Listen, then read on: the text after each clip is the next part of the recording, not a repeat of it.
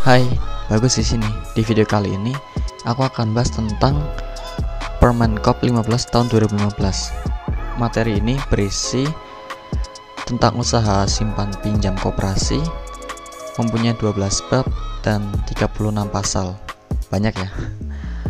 Bab 1 berisi 1 pasal, bab 2 6 pasal, bab 3 pasal, bab 4 3 pasal, bab 5 3 pasal, bab 6 2 pasal, bab 7 pasal, bab 8 5 pasal, bab 9 1 pasal, bab 10 1 pasal, bab 11 1 pasal, dan bab 12 3 pasal. Aku akan mulai dari bab 1. Bab 1 menjelaskan pengertian koperasi, USP atau unit simpan pinjam. Bab 1.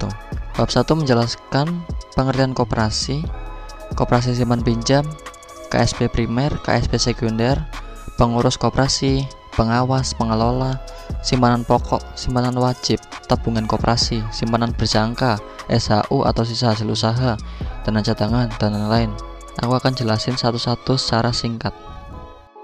Koperasi adalah badan usaha yang beranggotakan seorang atau badan hukum koperasi yang berlandaskan prinsip koperasi sekaligus bergerak di bidang ekonomi rakyat yang berdasar pada asas kekeluargaan.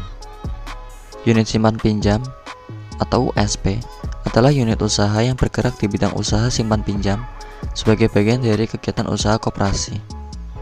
KSP primer adalah KSP yang didirikan minimal 20 orang atau anggota.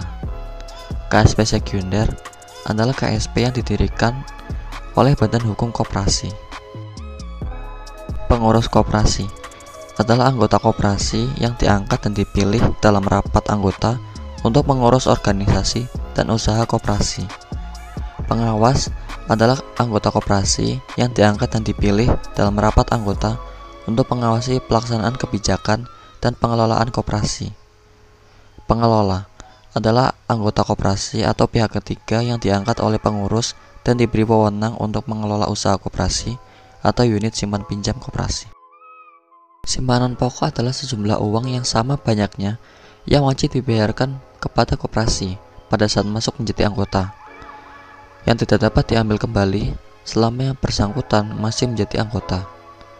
Simpanan wajib adalah jumlah simpanan tertentu yang tidak harus sama yang wajib dibayar anggota kepada koperasi dalam waktu dan kesempatan tertentu, yang tidak dapat diambil kembali selama yang bersangkutan masih menjadi anggota.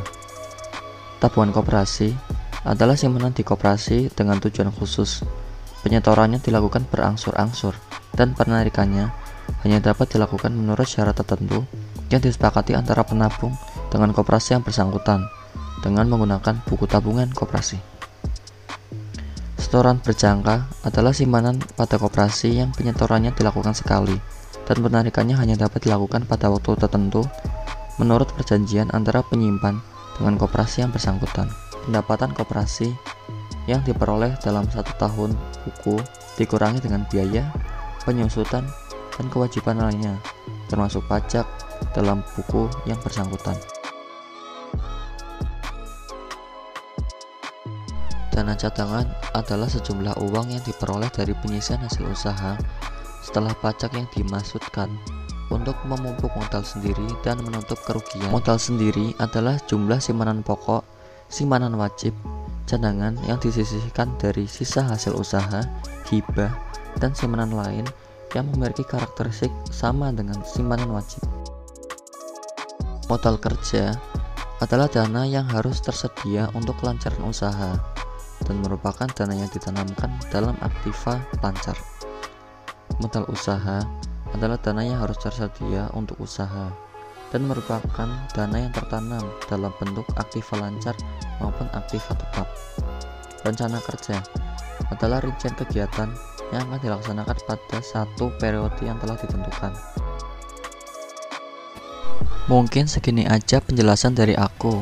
Semoga dapat membantu ya. Namaku Bagus and see you in the next time.